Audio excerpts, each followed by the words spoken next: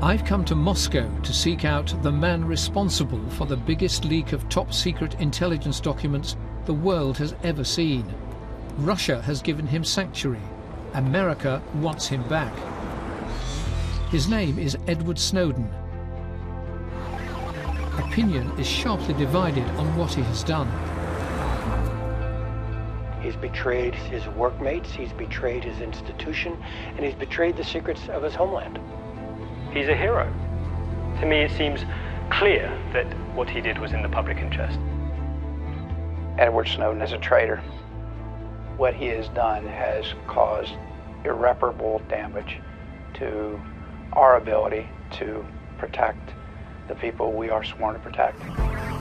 Edward Snowden has raised the debate over privacy and national security to a new level, framing the agenda for this autumn's parliamentary debate over new legislation regulating the intrusive powers of the intelligence agencies. It's taken us 3 months to try and secure Edward Snowden's first British television interview. I've never spoken directly to Edward Snowden. All we were told was to come to Moscow, check into a hotel, provide a number of the room, and Edward Snowden would come and knock on the door.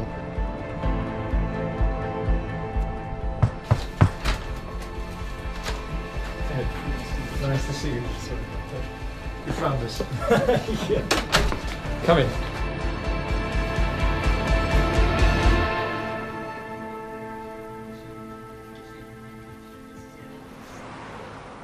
Why did you decide to do what you did?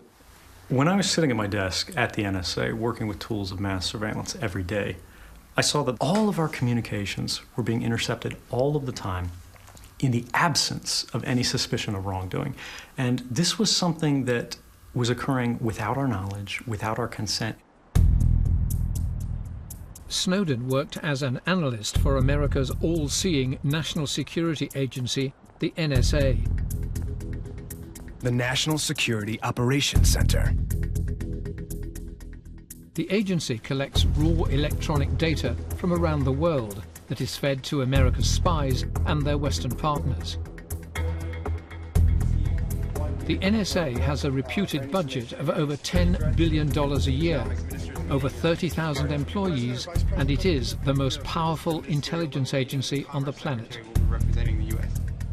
I had a special level of clearance called Priv-Ac, privileged access. I had access to everything, and that included documents from the British government. The UK's equivalent of the NSA is the Government Communications Headquarters, or GCHQ, based in Cheltenham. GCHQ is the most secret and sensitive building in Britain. It's the electronic nerve center that hoovers up vast amounts of data from all over the world and feeds it to MI5 and MI6 to help them identify and track terrorists, criminals, and other threats. GCHQ is, for almost all intents and purposes, a subsidiary of the NSA. They provide technology, they provide tasking and direction as to what they should go after, and in exchange, the GCHQ provides access to communications that are collected in the United Kingdom. Cornwall is where most of the data comes in and goes out via cables under beaches like Porthcurno.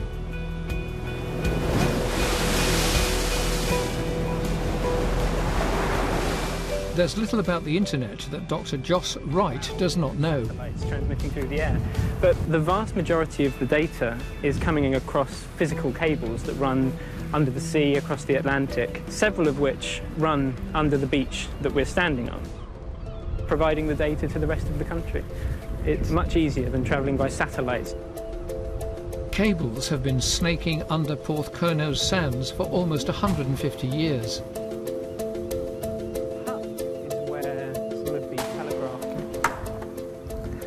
So what's this?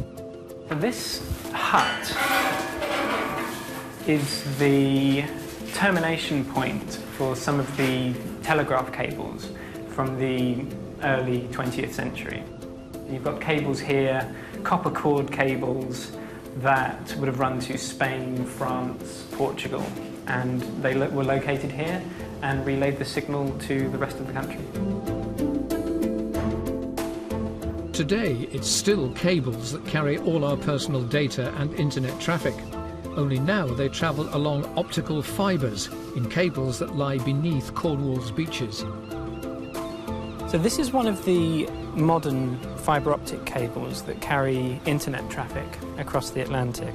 What amount of data can these cables carry? A large internet company, Cisco, have a relatively recent estimate that there are equivalent to probably maybe 650,000 DVDs worth of data transiting the UK every hour as of last year. That's a huge amount. It's a huge amount of data. Edward Snowden revealed how this bulk data was secretly collected by GCHQ via its top security station high on the cliffs of Cornwall above Bude. The programme was called Tempora. GCHQ's Tempora programme was shared with the NSA, as the information gleaned from it benefited both. The two agencies are extremely close and have been since World War II. GCHQ also relies on the NSA to supplement its budget.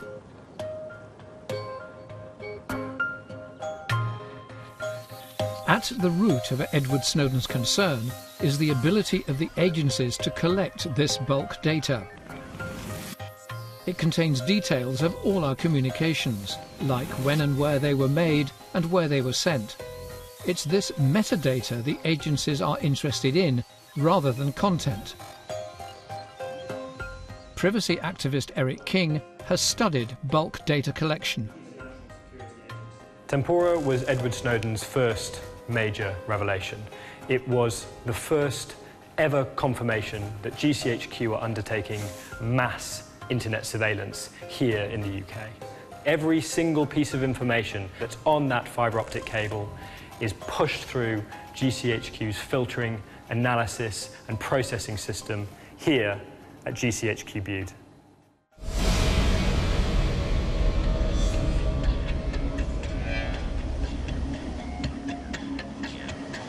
And it works both ways. GCHQ taps into the incoming cables from America and elsewhere, and into the cables that leave the UK with all our domestic communications. Bulk data collection will be a central issue in the new legislation. The government believes it is vital. They have particular targets, but to find out who those targets are, they've got to collect mass data. Why did that happen in secret? Why did that happen without the public's awareness? Why didn't we, the public, have a choice to vote on whether or not that's something that we agree with? And they say, and in many cases this is true, that they're not going to, read your email, for example, but they can. And if they did, you would never know. To access the information they need, GCHQ uses sophisticated algorithms to help identify needles in this giant haystack of data. David Anderson QC, the government's independent reviewer of terrorist legislation, was asked by the Prime Minister to recommend changes to the current surveillance laws. GCHQ say that they only look at a tiny, tiny fraction of all the data that they collect. Well, if that's the case, why do they need to collect all the data? Unfortunately, there is no way of predicting in advance exactly which packet of information on which cable contains the incriminating information, which may disclose the existence of a plot. Bulk data can also be collected in a more intimate and personal way via hacking our smartphones. They now account for an increasing amount of all internet traffic and are a godsend for the agencies, the secret doorway to all our data and internet use. What information, what intelligence can the agencies get from this, a smartphone? Snowden told us about a secret GCHQ training program codenamed Smurfs, cartoon characters devised by Belgian comic artist Peyo. Dreamy Smurf is the power management tool, which means turning your phone on or off without you knowing. Even if I've turned my phone off? Right. And then we've got Nosy Smurf. What's Nosy Smurf? Nosy Smurf is the hot miking tool. So for example, if it's in your pocket, they can turn the microphone on and listen to everything that's going on around you. Even if my phone is switched off? Even if your phone's switched off, because they've got the other tools for turning it on. Tracker Smurf. What's Tracker Smurf? That's a geolocation tool which allows them to follow you with a greater precision than you would get from the typical triangulation of cell phone towers. They want to own your phone instead of you. Snowden also reveals that GCHQ has another way of collecting bulk data, using what is known as Computer Network Exploitation, or CNE. Authorization governing its use is likely to figure in the new legislation. Computer network exploitation is basically digital espionage. You're trying to control things that you don't own. What the intelligence agencies like to do is they'll hack those network service providers and secretly take ownership of the devices that are affecting traffic. Without the service providers knowing about it? Without the service providers ever knowing about it. It's a posh word for hacking, sometimes called equipment interference. But it's done by the government, by allowing them to attack directly the server or the terminal. This is the capability that GCHQ have invested most heavily in recent years. What it allows them to do is essentially limitless. They can remotely attack core points of communications, of infrastructure, of companies, wherever there's a piece of technology, that's where GCHQ can deploy this. Snowden showed how aggressive GCHQ are in using it. One Snowden document revealed how GCHQ secretly used CNE to access vast amounts of communications data from inside Pakistan, presumably to help identify and track terrorists. It did so by secretly hacking routers, that's digital junction boxes, manufactured by the American company Cisco. GCHQ noted, "Capability against Cisco routers allows us to reroute selected traffic across international links towards GCHQ's passive collection systems." Cisco did not know it was being hacked by GCHQ. The interception was legally signed off by the British government. Is it right that the government should authorize GCHQ to hack into American routers to gain access to all the data from Pakistan? Well, I think anyone who knows anything about espionage or intelligence work knows that it is about authorizing people to do things that would normally be against the law. That's why you need people of the weight and seniority of judges to decide that it really is acceptable to authorize it in any particular circumstance. At the moment, these warrants are authorized by ministers. The role of the judiciary in authorizing warrants for interception and intrusive surveillance will also be a prominent feature of the new legislation. I don't think it works anymore. Last year, the Home Secretary authorized 2,345 warrants herself, personally. Nobody else can do it for her. That's a huge burden on somebody who has to run a vast Department of State. We need a system that could be operated by a judicial-led body, which is what they have particularly in the US, where there is a court which authorizes those things. In America, judicial authorization is the norm. General Michael Hayden, former director of the National Security Agency and the CIA, believes the UK would be well advised to do the same. I would suspect that GCHQ would welcome that kind of process as well, to show to the broader British public that they have nothing to hide and that the grounds on which they pursue these warrants are actually very substantial. And they would be signed off by a judge. They would signed off by a judge rather than by a minister. Rather than by a minister. Do you think that would increase public confidence? I think it would. It certainly increases public confidence in the American system. The agencies say that Snowden's revelations have caused huge damage, and in particular alerted terrorists, criminals and paedophile rings to the ways in which their communications are being intercepted. the so-called Islamic State is a beneficiary. We see the Islamic State, for example, putting out advice on how to cooperate securely. That change of emphasis for them, I'm sure, is caused to some degree by Snowden. How do you regard Edward Snowden? As a traitor, what he has done has caused irreparable damage to our ability, other agencies' ability to protect the people we are sworn to protect. And he's given a roadmap to many foreign services and terrorist groups as to how we operate. How do you think terrorist groups regard Edward Snowden? Probably as a hero. He has given them an edge that hurts us in our ability to protect those that we serve. I've spoken to many intelligence agencies, both in the UK and in America, and senior individuals from those agencies. And when I ask them that question, they say without exception that you have done great damage. Whenever we hear these claims of damage from government officials, universally they've occurred without any evidence. There's never been a specific case of an individual who's harmed as a result of these disclosures. There's never been a specific case of a terrorist that got away or an attack that occurred. Aren't you a traitor? Of course not. The question is, if I was a traitor, who did I betray? I gave all of my information to American journalists and free society generally. What you betrayed, I suggest, is the American people, because you betrayed the intelligence agencies whose prime responsibility is to protect the American people. An argument could be made that I betrayed the government to protect the people. The question is not, what is the individual who revealed this, a good person or a bad person? The question is, how did these programs come to be, and how do we stop them from occurring again in the future?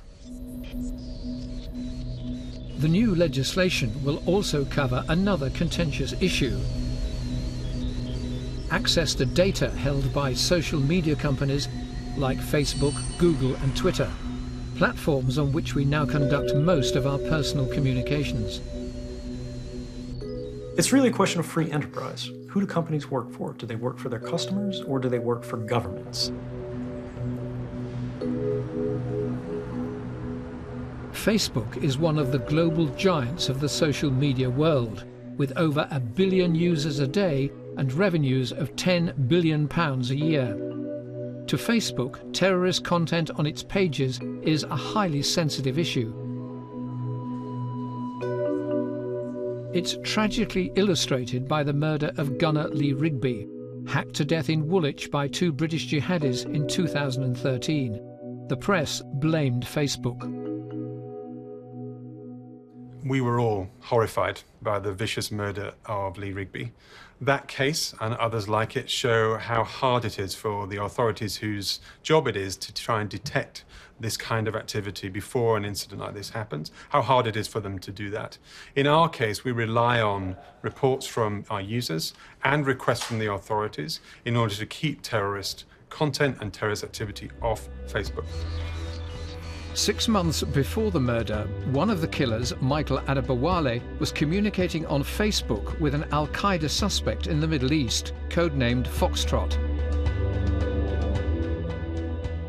The exchange involved Adebowale saying he wanted to murder a soldier. One of the ways discussed was use of a knife.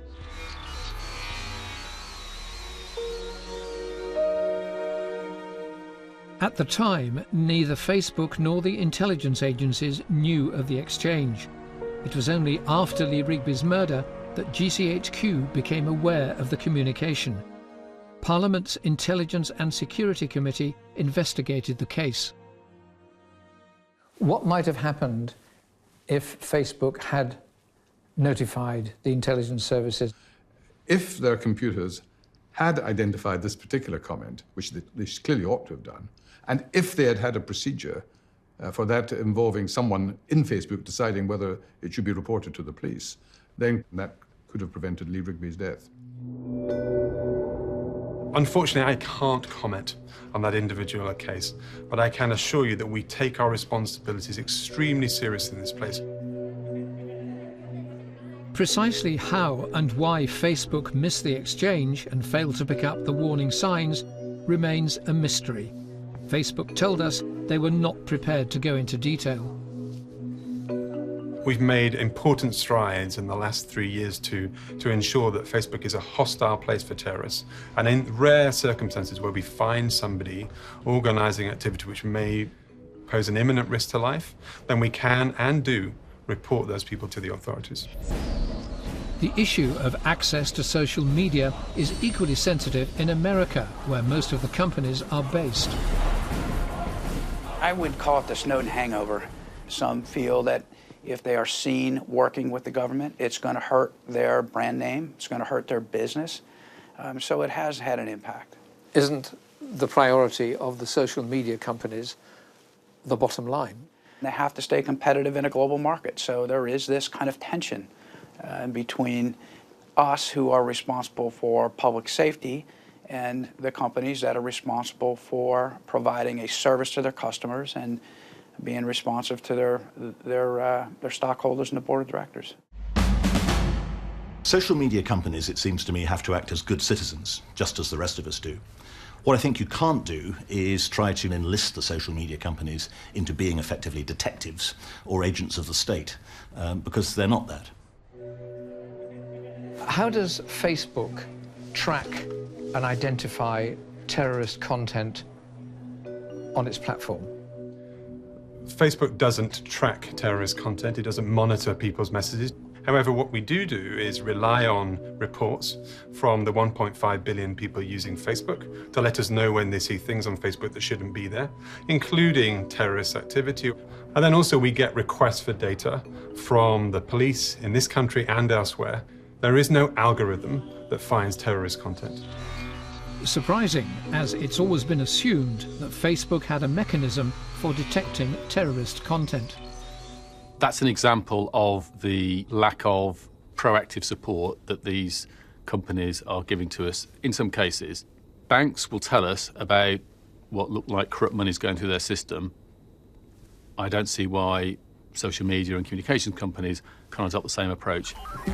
The problem is now compounded by encryption, which means that when a message is sent, words become a jumble of impenetrable numbers and return to words when they reach the recipient.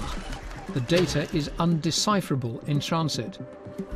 Encryption's a massive problem. We are operating with increasing digital blind spots. So whether it's about encrypted devices or encrypted files on devices, or whether it's about encrypted communications, those are big challenges for us, which makes our operation to protect the public much more difficult. Edward Snowden isn't responsible for the increasing use of encryption, but he may have accelerated the process. There's a presumption in the question that encryption is a problem.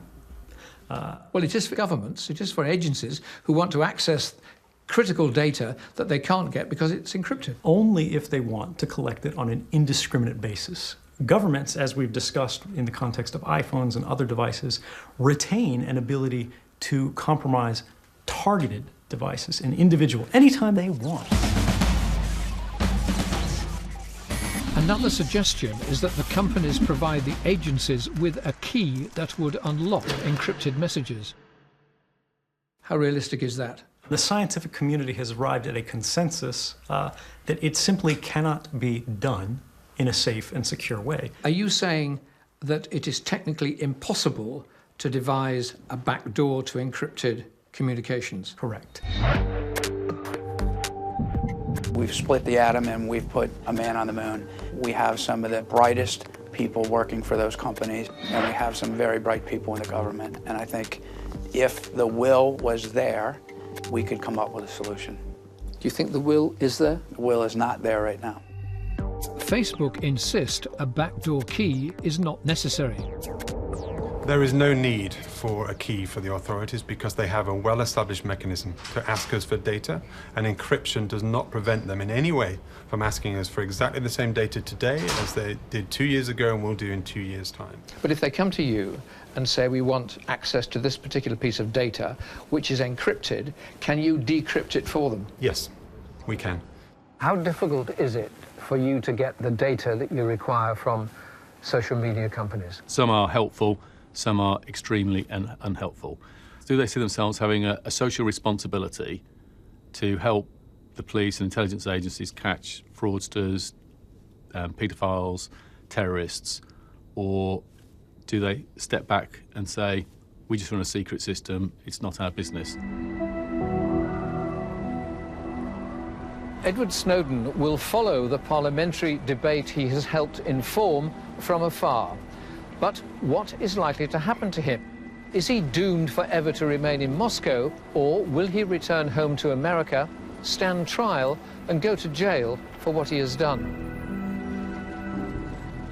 The charges against you under the Espionage Act is theft of government property, you stole top-secret information, unauthorized communication of national defense information, what you did was unauthorized, willful communication of classified communications intelligence information to an unauthorized person, and you distributed to unauthorized individuals.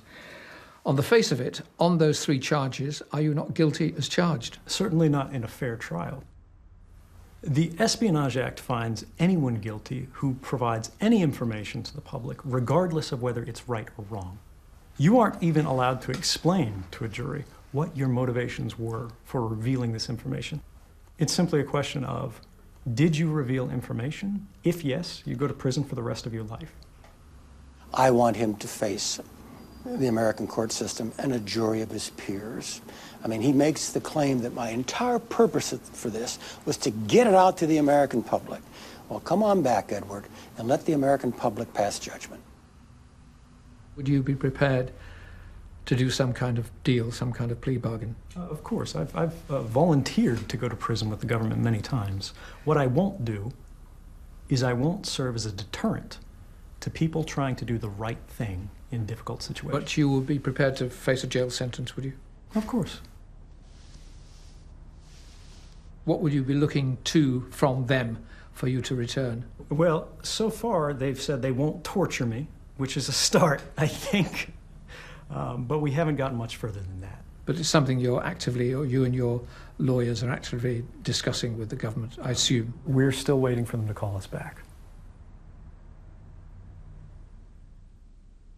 Edward Snowden has done harm to the ability of this country to protect itself, particularly in the short term. But I think you could also say that he's done us a service by ensuring that these intrusive powers will be publicly debated and properly provided for in law. What is going to happen to Edward Snowden? If you're asking me my opinion, he's going to die in Moscow. He's not coming home. Do you have any regrets about what you've done? I regret that I didn't come forward sooner. Because the longer you wait with programs like this, the more deeply entrenched they become. I have paid a price, but I feel comfortable with the decisions I've made. If I'm gone tomorrow, I'm happy with what I had. I feel blessed.